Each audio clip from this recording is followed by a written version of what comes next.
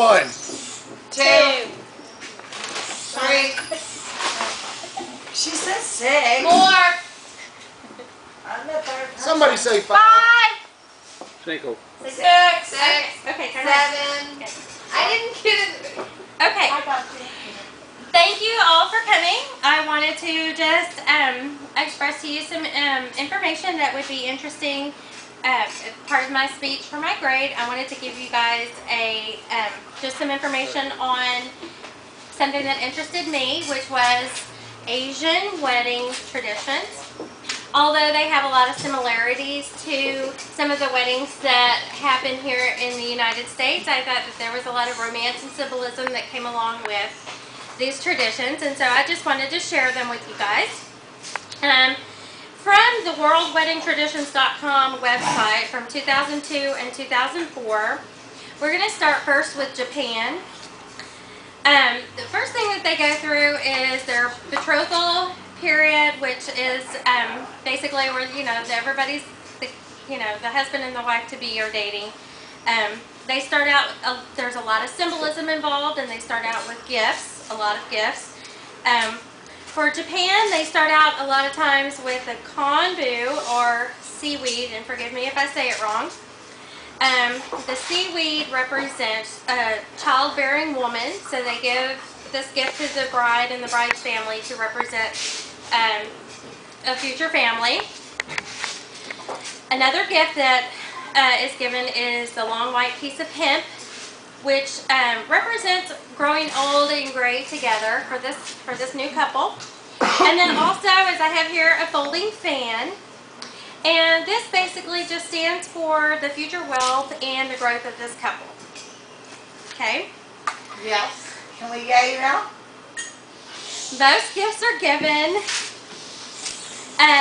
with an ornate rice paper like envelope, but the main gift that the Japanese weddings have is money, and they're usually about $5,000, and they're given in a really special envelope called a shugi bakuro. If I said it right, again, I apologize if I didn't. It's adorned with these gold and silver strings, and it's really like impossible to unknot. So this money is a very important gift for this new couple. The bride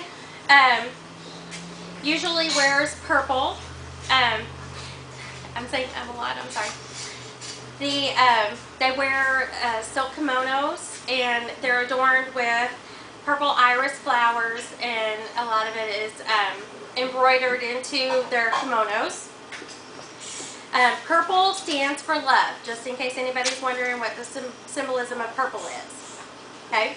During the ceremony, there's a couple of different type of ceremonies. One is the traditional Shinto, which basically is they're asking the natural spirits to come in and bless this union of this couple.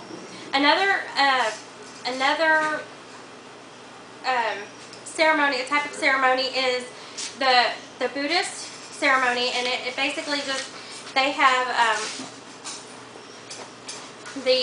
it has two strings of beads, and they're interwoven, and it represents joining the two families together.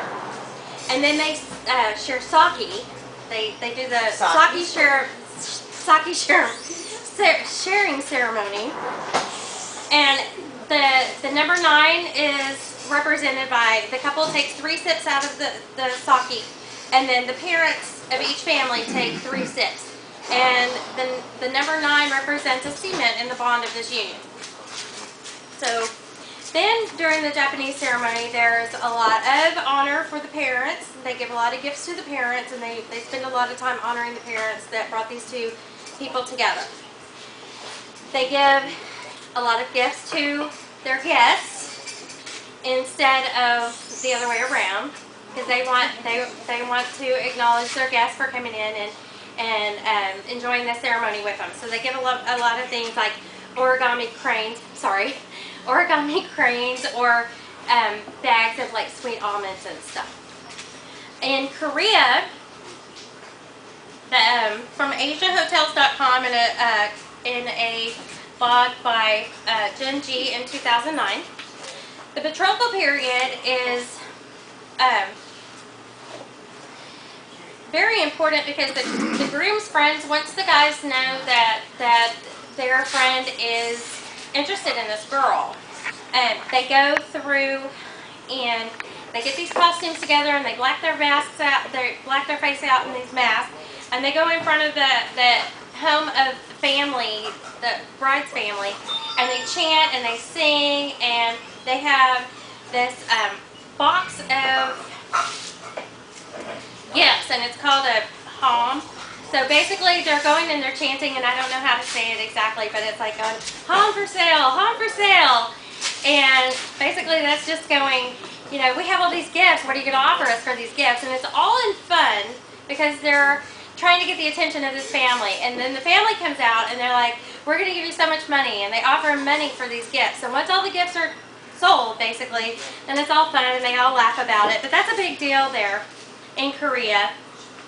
And that is taken from an author named Shushu Costa, and she's the author of an American Wedding Planner, Wild Geese and Tea from 1997. So the betrothal period is pretty important there in the Korean with the Koreans. So the groom's family will give the gift of a whole roasted pig to the bride's family, and I'm not really sure what that symbolizes, but it's a pretty important deal. They also have a fortune teller that comes in before they get married, and the reason they do that is because if the fortune teller doesn't see that this family in the future is going to be like in a harmonious relationship, then they'll nix out the wedding completely.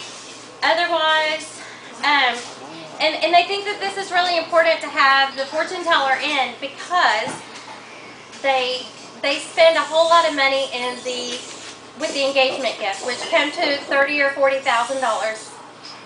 per engagement gift. So the engagement period is a really big deal for this new couple, and this is even before the wedding. So imagine how much they spend in their whole wedding.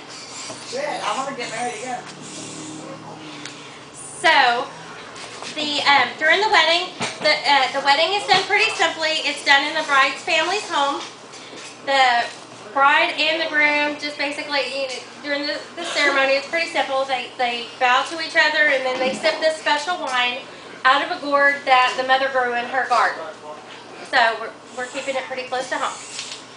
Before the wedding, another gift for the bride's family, the groom gives the bride's mother a wild goose, or now, you know, throughout the years it's turned into a wooden goose. And the reason why is because geese mate for life. And so this is a representation. It symbolizes that, you know, the promise for the groom that he's going to take care of her daughter forever and ever for life. And then the reception is pretty simple. They have noodle soup. And the noodles represent a long and happy life. And that's all they have. Then we go to China. And in China, the proposal is a bit extravagant.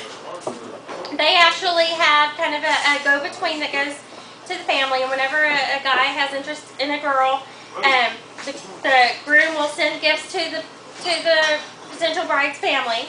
And if they accept, then they will they accept by giving the girl's date of birth and hour of birth, and they put it on like this formal document, and then they go to the other family. It's real, everything is real documented there. Then they take this document and they have an altar, like a family altar, and the altar, this document sits there for 3 days.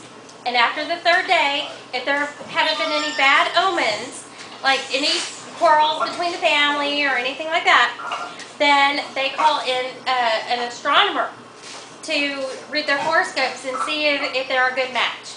And once they get the okay from the astronomer, then the families meet. So then, okay, let's go back to the wedding. The bride wears red, and The bride, her kimono is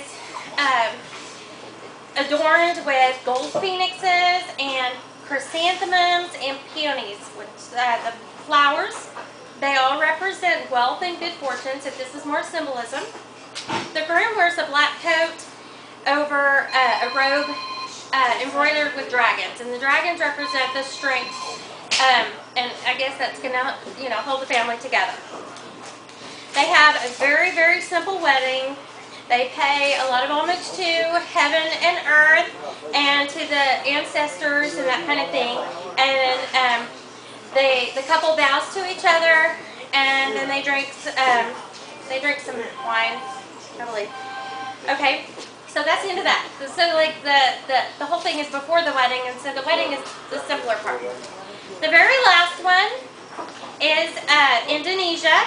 Indonesia, they have so many different diverse ethnicities throughout their country. So their wedding attire, the women wear different things, and I'm probably going to say this wrong, but I'm going to try. They will wear batik, they'll wear traditional textiles from, whatever's around their area, or a kabaya. Their engagements may last many, many years. So, and these are the Indonesians. So, they're sometimes they last a really long time. And then the groom's family chooses the bride. And then if he accepts, then they move on to the next step. The wedding is not that big a deal. The biggest part of the Indonesian wedding is the reception. And who doesn't like to party? So their reception, apparently in Indonesia, if you have friends, co-workers, acquaintances, if the man on the street has been invited to this reception and you don't accept your, if you don't accept your invitation, whether you know the couple or not, it goes down branches. So whether you know them or not, if you're invited, you're to go. If you don't go, it's an insult to the family. Big time. And so these receptions hold, 1,000 plus people. And these can be, like I said, it could be your friends, family, people you work with, somebody you met on the street, or whatever. The bride actually comes into the reception first, and they have to formally meet every single person that's in there. And then the groom comes in behind her, kind of like the bride does here in America. And he gets all the fanfare, and he gets all the welcome and the big hurrah.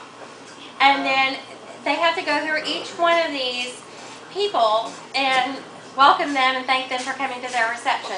It takes so long sometimes that they even have these big, huge places set up, and they have cots so the children can sleep, so the parents can party all night. So, I just wanted to share some of that information with you. I've seen, like wedding channels and whatever. I thought it just really interested me, and so I just wanted to finish with, if anybody has any questions. Anyone? I do. What's your question? What is this all about? I walked in here in the middle of it, okay? I did too, Big Daddy. I am doing a speech for my class on multicultural. It's a multicultural subject, and it was You're something. practicing on us? This is my formal speech. Does anybody have any questions on the subjects? I have. So do they wear those beautiful outfits all the time? They're more elaborate for the ceremonies, and they everybody gets dressed up for a wedding, and Because it's cute. exactly, it's a beautiful union, and so they want to get really dressed up. Anyone else? Is there a time frame that they have to stay dressed in their wedding attire? Or No. as soon as the reception gets wound up, they can... I don't think that they have anything that it's like where they have a ceremony, a ceremony dress versus like a reception wear. There's nothing that I found documented about that. Where are the receptions usually held? Some, like I said a while ago, some are in the like family homes, and others are in kind of like we do here with rented spaces, and like the Indonesians have, you know, huge places where they can have, you know, all these people that are like 1,000 plus guests. Yes? Thank you very much for your time. Y'all have a good night.